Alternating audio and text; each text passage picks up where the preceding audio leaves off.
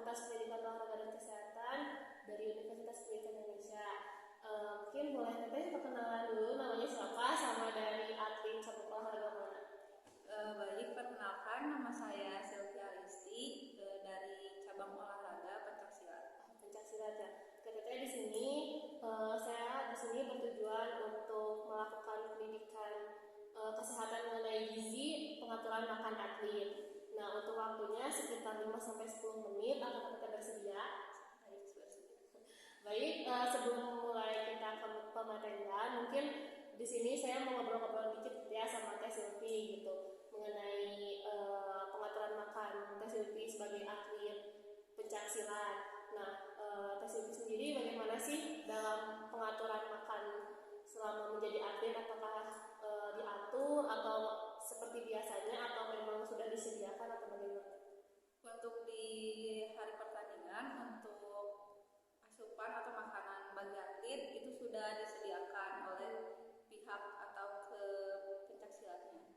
Gitu. Emang diatur dan sudah disediakan. Oh, jadi memang sudah disediakan gitu ya dari sananya. Kalau misalnya dari hari-hari latihan itu biasanya si makanannya juga diatur atau hanya yaudah sepengetahuan atau kayak makan biasa aja gitu? Untuk sebelum pertandingan juga pasti diatur dengan ada makanan atau minuman larangan tertentu. Gitu. Oh, jadi memang sudah ada pengarahannya gitu. Ya, sudah diberikan arahan. Oke, baik. Terima kasih Kak Silvi. Mungkin di sini saya akan menjelaskan gitu ya bagaimana pengaturan makan atlet gitu. Mungkin tadi Kak Silvi sendiri kan sudah disediakan mungkin ya oleh pelatih, tapi tidak dipungkiri juga kita pun harus tahu gitu ya mengenai mengapa sih tadi mungkin yang pertama ada larangan-larangan dalam sebelum tanding harus minum apa atau makan apa gitu. Nah, mungkin di sini saya akan menjelaskan gitu dari pengaturan makan atlet ini dari sebelum pertandingan, terus juga dari selama tanding, terus juga setelah bertanding. Banyak gitu yang banyak faktor yang mempengaruhi performa atlet gitu ya saat pertandingan, baik itu dari kemampuan fisiknya, terus juga dari latihan yang pasti kan sering gitu, dari mungkin mental yang kuat, terus juga dari psikologis dari atletnya, kesehatan, dan juga dari gizinya tentunya. Nah, gizi juga sangat berpengaruh gitu dan memiliki faktor yang penting bagi atlet tersebut karena kan gizi ini sebagai sumber energi gitu ya bagi atlet sendiri. Nah, maka dari itu karena sangat penting kita tidak boleh sembarangan gitu ya dalam menentukan makanan terutama bagi atlet gitu ya untuk saat pertandingan. Nah, untuk yang pertama yaitu sebelum pertandingan bisa dilihat di sini yang pertama 3 jam sebelum tanding, Teteh dianjurkan makan menu ringan, terus juga tinggi karbohidrat, terutama dengan indeks glikemik yang rendah. Maksudnya indeks glikemik yang rendah itu jadi makanan yang diserap oleh tubuh tuh secara perlahan, jadi si kadar gula darahnya tuh nggak naik drastis gitu. Nah, terus juga cukup protein, rendah lemak, terus juga tidak bergas dan mudah dicerna.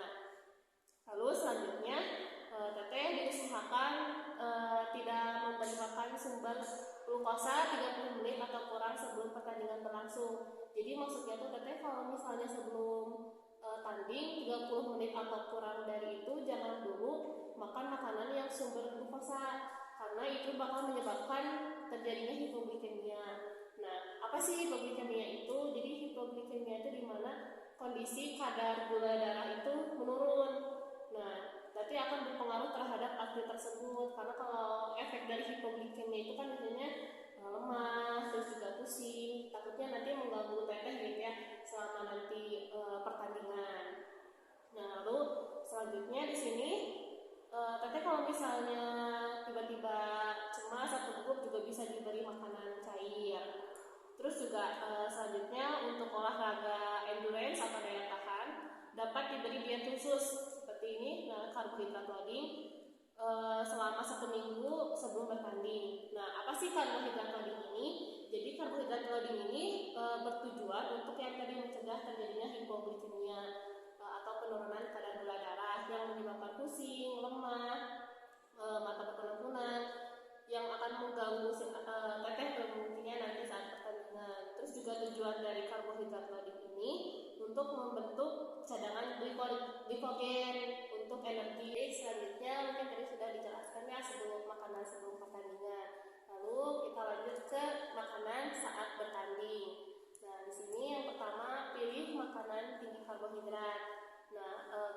kan karbohidrat adalah sumber energi gitu ya bagi manusia.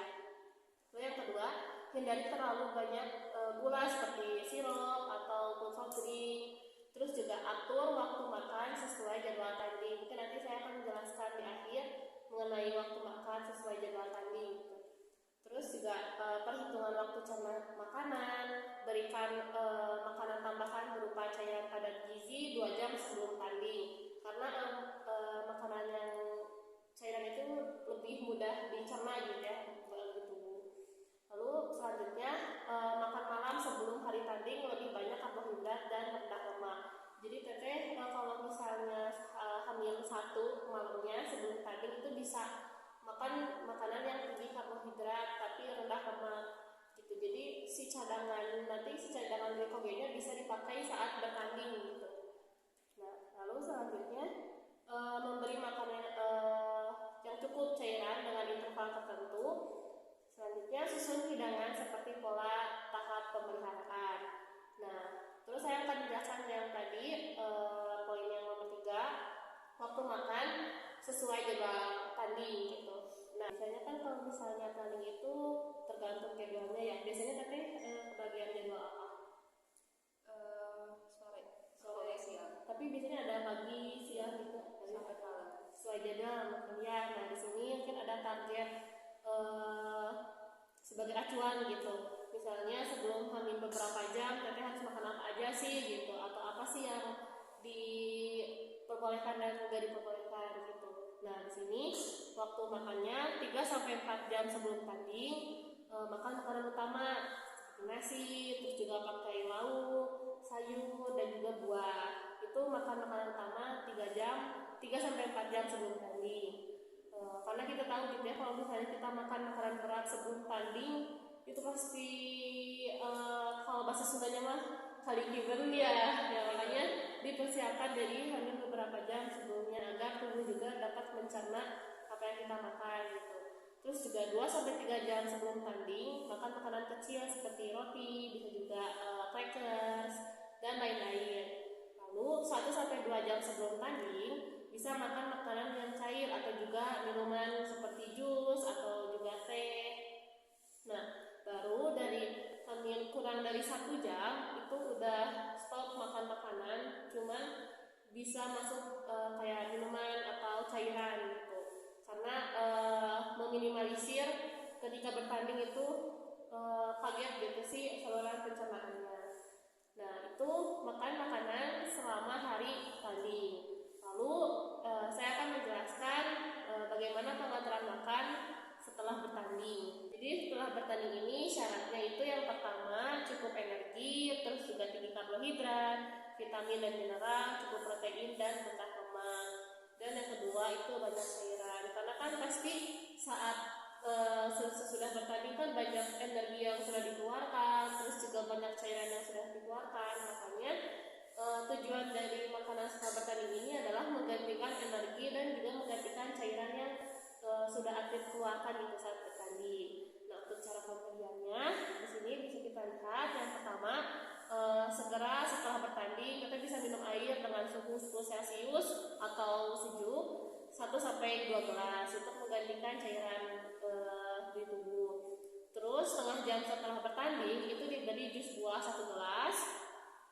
Lalu 1 jam setelah bertanding bisa diberi jus buah 1 gelas dan juga snack ringan, makanan cair yang mengandung hidrat sebanyak 300 kalori. Nah, lalu yang selanjutnya yaitu 2 jam setelah bertanding makan lengkap dengan porsi yang kecil. Sebaiknya diberi lauk yang tidak digoreng, tidak bersantan dan diberi banyak sayuran dan buah.